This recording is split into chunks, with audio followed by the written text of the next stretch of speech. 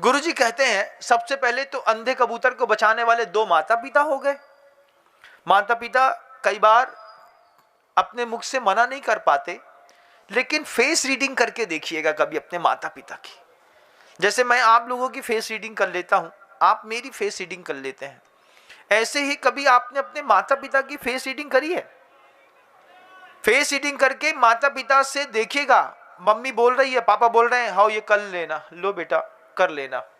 जब वो बोल रहे हैं तो उनके पैसे देने में, उनके अंदाज में, उनके चेहरे में कोई उत्साह दिख रहा है कि नहीं? उत्साह नहीं दिख रहा। लेकिन तुम्हें अपनी जिद मनवानी है। जिद मनवाने के चक्कर में तुमने पैसे लिए और निकल लिए। जिस दिन बच्चे माता पिता की फेस रीडिंग करके पैसे उठाने लगेंगे, उस दिन उस परिवार को तोड़ने वाली हर शक्ति नष्ट हो चुकी होगी। लेकिन आप किसी भी व्यक्ति से संवाद करते हैं तो संवादी सतही संवाद पर तो आप सफल रहते हैं, लेकिन आत्मिक संवाद पर आपका सामने वाले का बिल्कुल भी मन मेल नहीं खाता। परिवार के अंदर देखिएगा इस बात को, अगर मैं गलत हूं तो हमने कहा देखो ऐसा कर लेना, और सामने अरे भैया ऐसा कर लेंगे ना। अब सामने वाला अगर थोड़ा भी अंधा कबूतर है, थोड़ा भी, कबूतर कैसे कैसे अंधे होते हैं, कुछ राग के अंधे कबूतर होते हैं, कुछ द्वेष में अंधे कबूतर होते हैं, क्रोध का अंधा कबूतर होता है। बोलते हैं ना आप लोग, भैया क्रोध में तुम्हें कछु दिखाई नहीं दे रहा है, मतलब क्रोध का अंधापन भी होता है। तो जब हमारे घर में कोई भी कबूतर, चाहे वो बड़ा कबूतर हो या छोटा कबूतर, जब अंधा हो जाता है तो उस अंधे कबूतर को प्रोटेक्शन कौन देता है? आपका पति लोभ का कबूतर बनकर के अंधा है, सुबह 7 बजे जाकर के दुकान में बैठता है, रात को 12 बजे निकलता है वहां से, हाय पैसा हाय पैसा हाय पैसा में लगा है।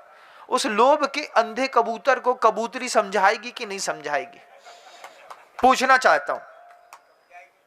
पति लोभ का अंधा कबूतर है तो कबूतरी का कर्तव्य बनता है इस बात का कि अपने कबूतर के प्राण की रक्षा करें, क्योंकि एक बार तुम्हारा कबूतर मर गया तो कबूतरी दूसरा कबूतर ला नहीं पाएगी। तो कबूतरी का फर्ज बनता है। हमने देखी ऐसी कबूतरियां बहुत सारी। कैसी कबूतरी महाराज? घर से आती, महाराज जी ये पैसे रख लीजिए, जहां आपकी भावना हो हम यहां लगा दें, गुरुदेव उपकार होगा हमारा, रसीद बनवा लीजिए। रसीद बनवा करके वे 20-20 लाख रुपए छोड़ करके चले गए। उनसे पूछा क्यों, कैसे? बोले महाराज जी घर का पैसा कम नहीं करेंगे ना तो घर के अंदर क्रोध के, मान के, लोभ के, माया के, राग के, द्वेष के इतने अंधे लोग हैं, ये खुद मरेंगे, पूरा घर मार डालेंगे। तो थोड़ा थोड़ा पैसा निकाल देते हैं, निकालने के बाद बता देते हैं कि हमने ये पैसे इतने दान के बोल दिए हैं।